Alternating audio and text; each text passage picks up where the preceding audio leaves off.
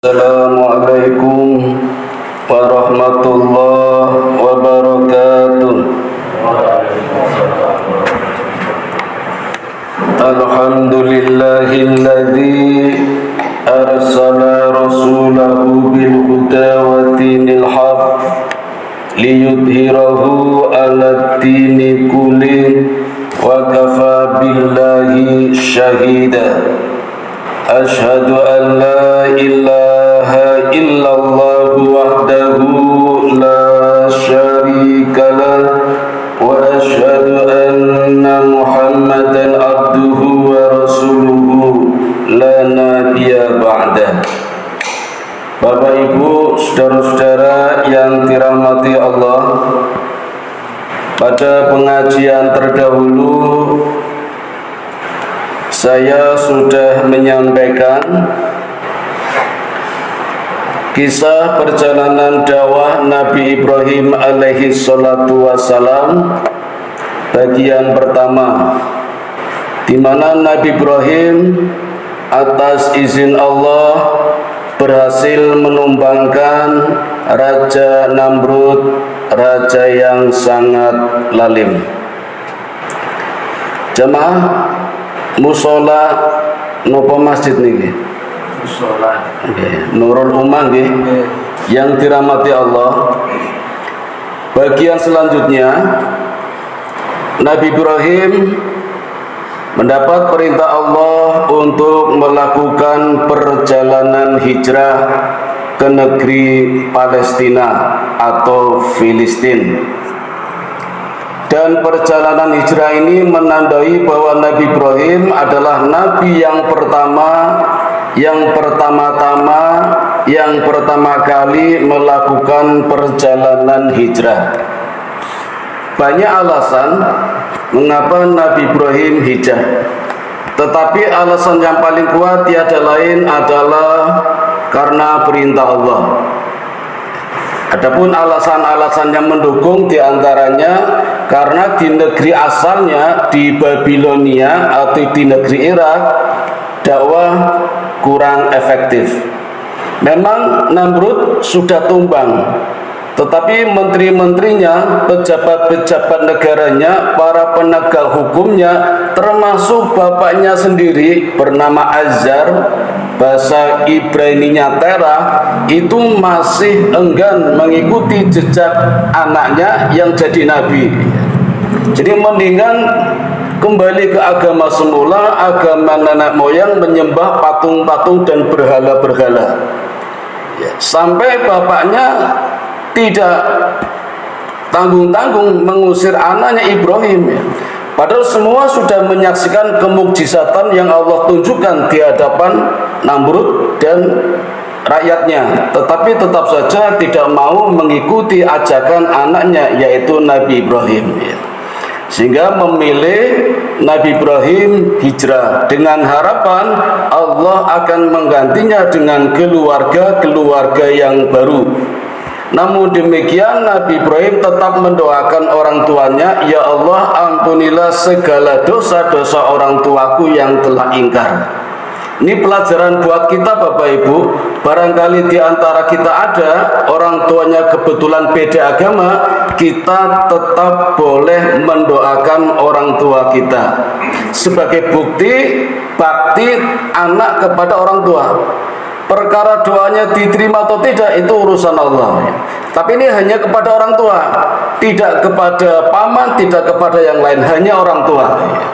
Karena Nabi Muhammad pun dulu pernah berdoa, Abu Thalib, tapi Allah menegur, tidak usah, bukan urusanmu, itu hidayah Allah. Jadi hanya orang tua. Yang kedua, Nabi Ibrahim ingin menyelamatkan keponakannya, namanya Lut, bahasa Ibraninya Lot. Karena Lut ini keponakan yang sangat dicintai Ibrahim. Ibrahim ingin menyelamatkan akhlaknya, karena Lut hidup di lingkungan istana yang para pejabatnya banyak melakukan praktek KKN. Di zaman dulu sudah ada KKN, korupsi, kolusi, nepotisme, dan juga melakukan berbagai tindakan penyimpangan seksual.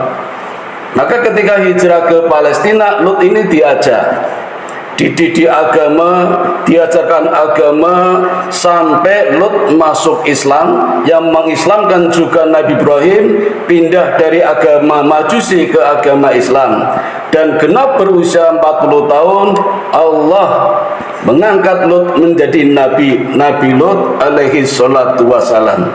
Jadi di dalam satu masa Bapak Ibu ada dua Nabi, Nabi Ibrahim dan Nabi Lut. Dan Allah memberikan tugas kepada Nabi Lut untuk dakwah di negara Yordania.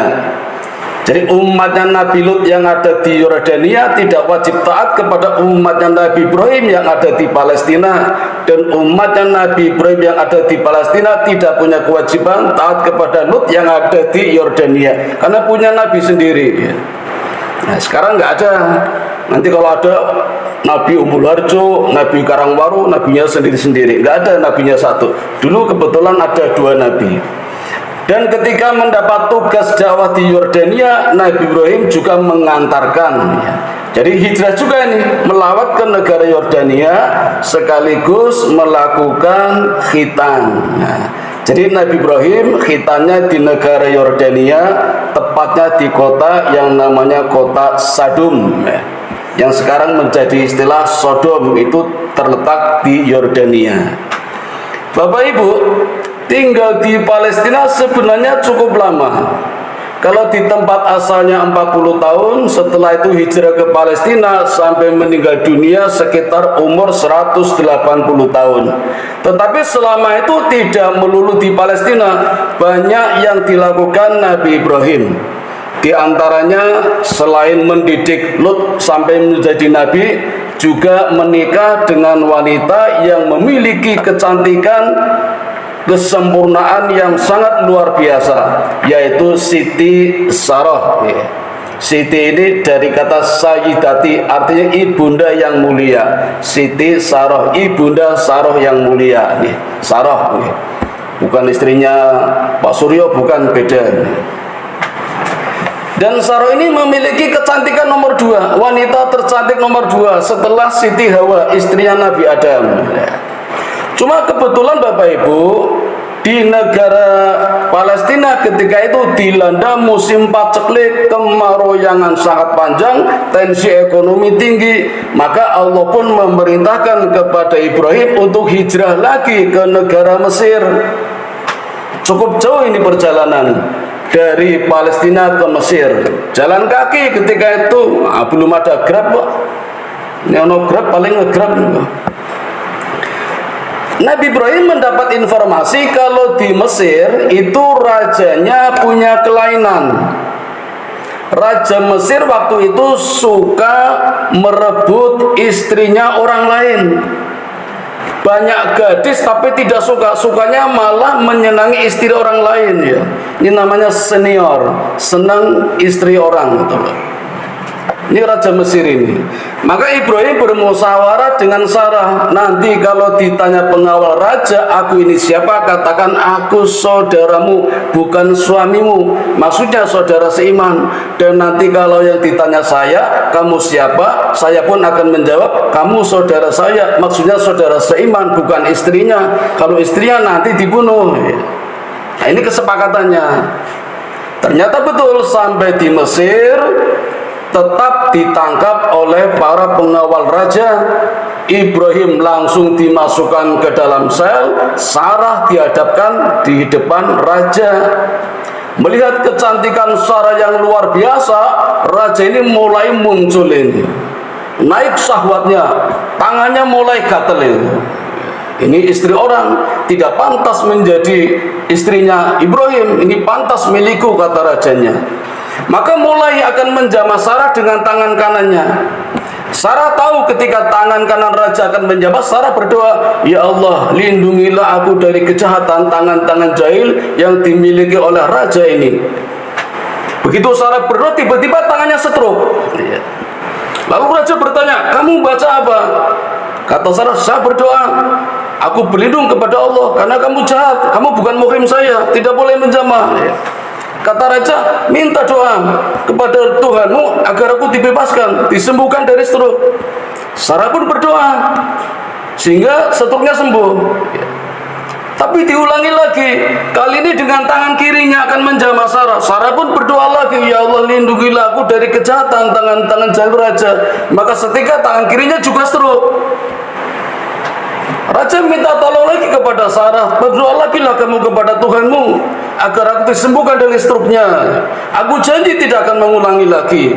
Lalu Sarah berdoa, stroke yang tangan kiri sembuh juga. Nggak kapok, diulangi lagi, bahkan dengan dua tangannya kanan dan kiri akan menjamahnya. Sarah berdoa lagi, ya Allah lindungilah aku dari kejahatan tangan-tangan jalur raja ini. Maka seketika stroke-nya tidak cuma tangan kirinya, semua badannya stroke, kakinya stroke, kepalanya stroke, tinggal lidah sama matanya yang tidak stroke, sehingga masih bisa ngomong. Kamu baca apa, Cak? Ya baca seperti tadi, mohon kepada Allah.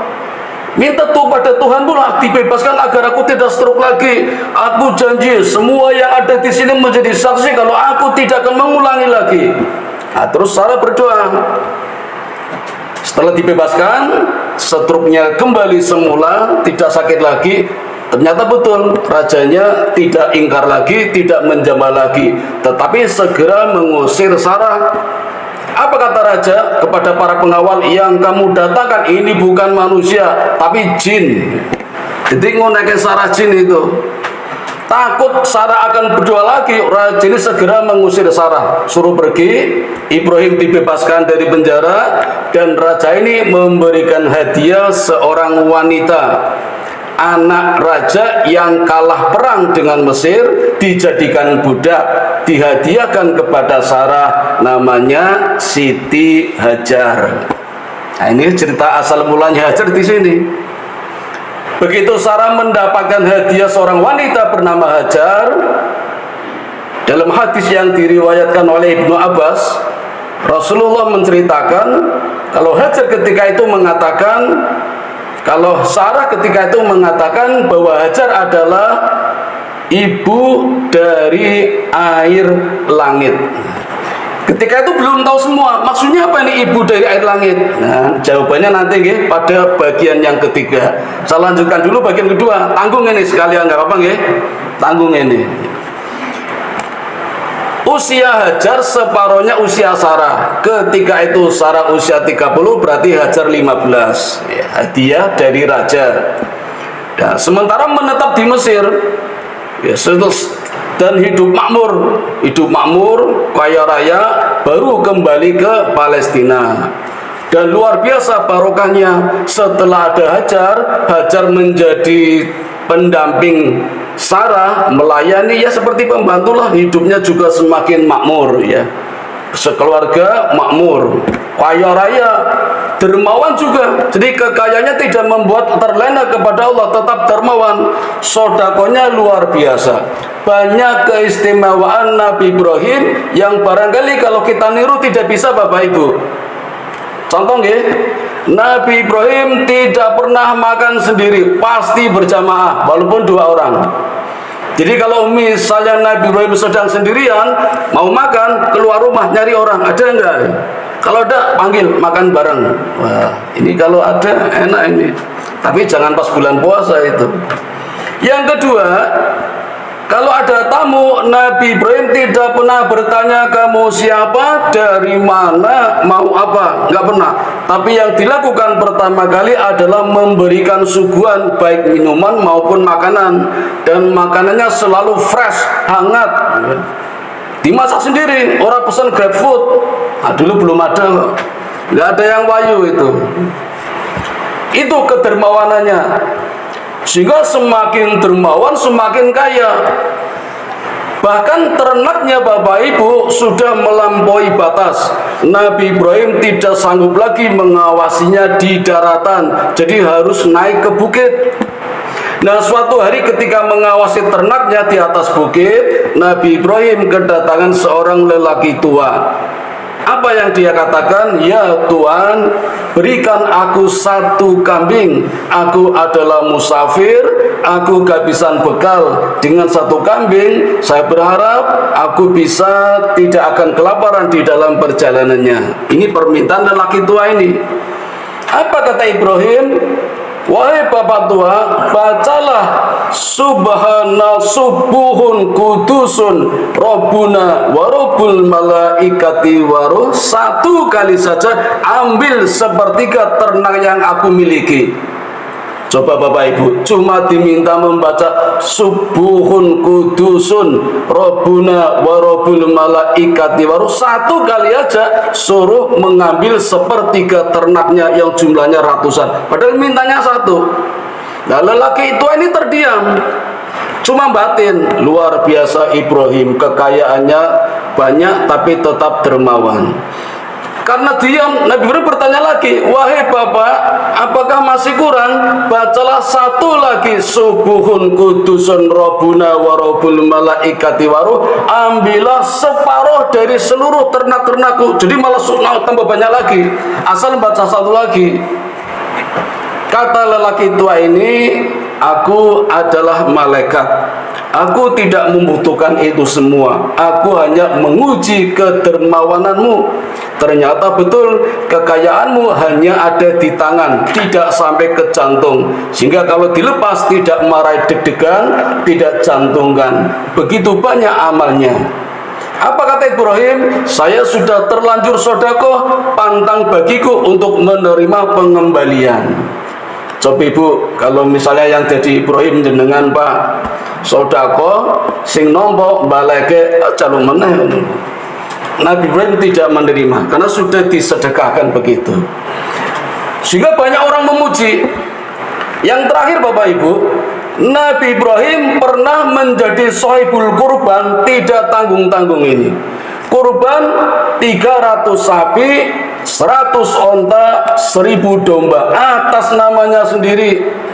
Kalau kita korban kan paling kambing satu, kalau sapi 7 orang. Ibrahim 300 sapi, 100 onta, 1000 domba atas namanya sendiri, sehingga banyak yang memuji. Nah karena banyak yang memuji, terlena, ketelepasan ngomong. Apa kata Ibrahim?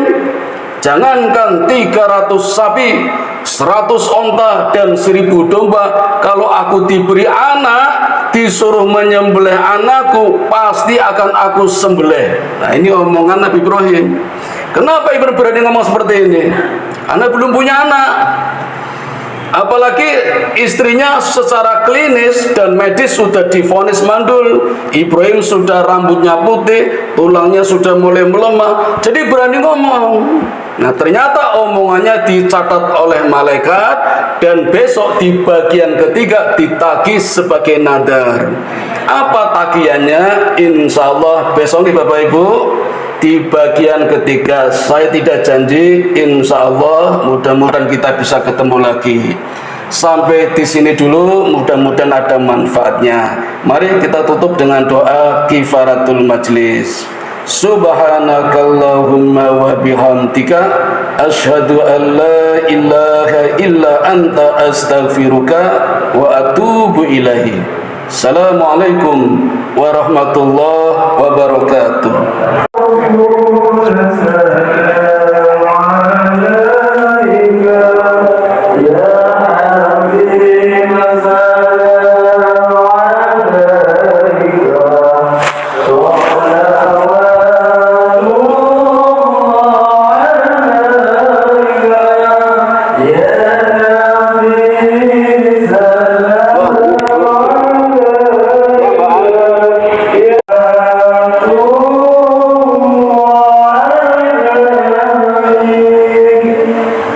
Kita harapkan memang